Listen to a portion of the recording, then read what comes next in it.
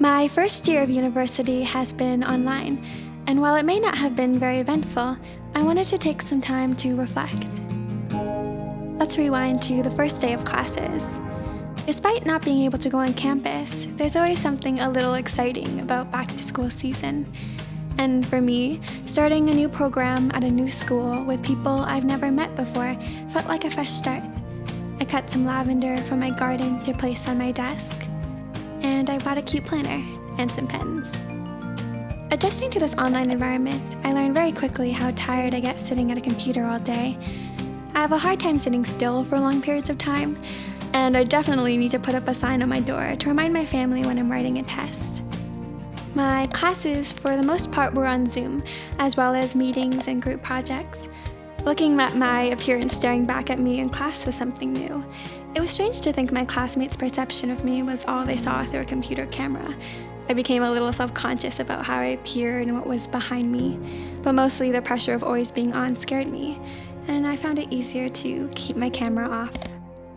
As fewer and fewer people in my class kept their camera on, I wondered if others feel the same.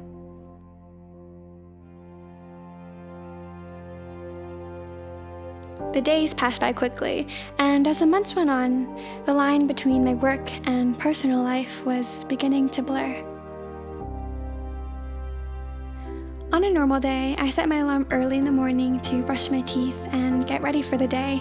I worked for a couple hours, made food in between, and I continued working for a couple more hours before I went to bed at the end of the day.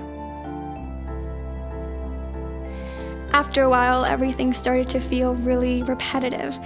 It felt like I was trapped in an endless loop, going from one box to another, not really living, but merely existing. I had a harder and harder time falling asleep, consumed by my own thoughts. I longed for some sort of escape or a way out. But some days, it felt so far away.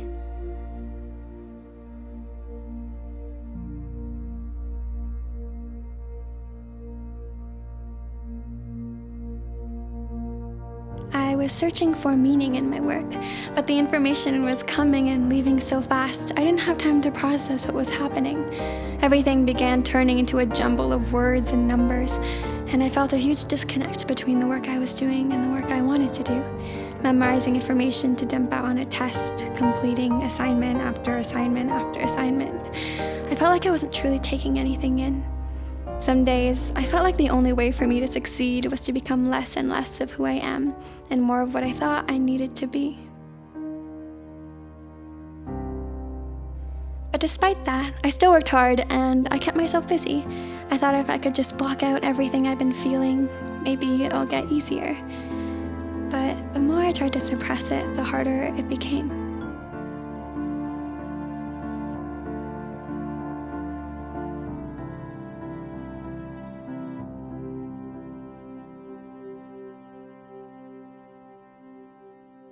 This year, my grandfather passed away. My grandfather was like a second father to me. His sense of playfulness and fun has shaped me into who I am today. I will be forever grateful for the time we shared growing up, but the thought of not being able to see him again is hard to fully wrap my head around. No one knows what you're going through unless you say something, but the topic of losing a loved one isn't easy to talk about.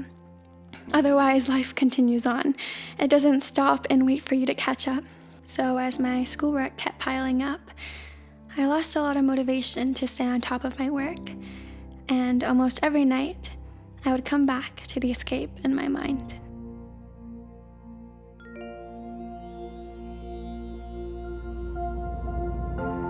From taking the train to high school in the mornings, to traveling and performing around the world the next year, to now staying at home day and night. It's almost as if this year sped by like a blur, and while it may not have been the best year, I also became more aware of how much my own mindset was affecting my reality. And maybe that's what I need to focus on, that it's not about the life-changing experiences, accomplishments, or new places, but rather taking any moment, however simple, and saying thank you. I decided I wanted to start a gratitude series this year, filming 10 things each month that made me smile. Simple things like hot chocolate or scented candles became so much more beautiful. I fell in love with creating videos, something I've admired for so long but was too afraid to try. I learned how practicing gratitude has impacted my life, and I also learned out of every experience I go through, the good and the bad can lead to a beautiful story.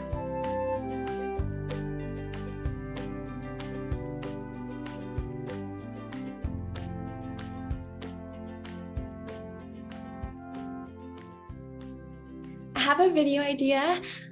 I don't know if I'll even make this video or not, but I was thinking of creating a video about my first year experience of university and just like how that was for me. Because I feel like a lot happened, but also not a lot happened. And I don't know. It might be a silly idea, but yeah, let me know what you think.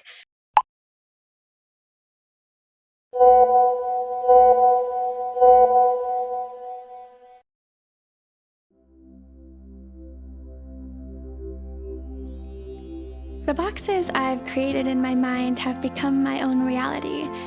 But if I get to decide where these arrows lead, I also have the power to redirect my attention. This year has been filled with projects, but also walks to the mailbox and letters from my faraway friends. It has been long calls at night and family meals and music, lots of music and dancing. It has been the truly incredible people I got to meet this year, and that even though we've never met in person, the connection is still there.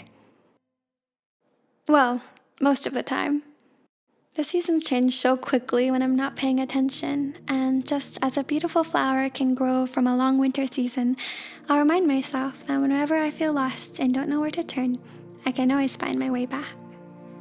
So while I don't know what will happen next, I do know it starts with each moment and how I choose to live it. Closing this chapter of my life, I'm excited for a new one to begin.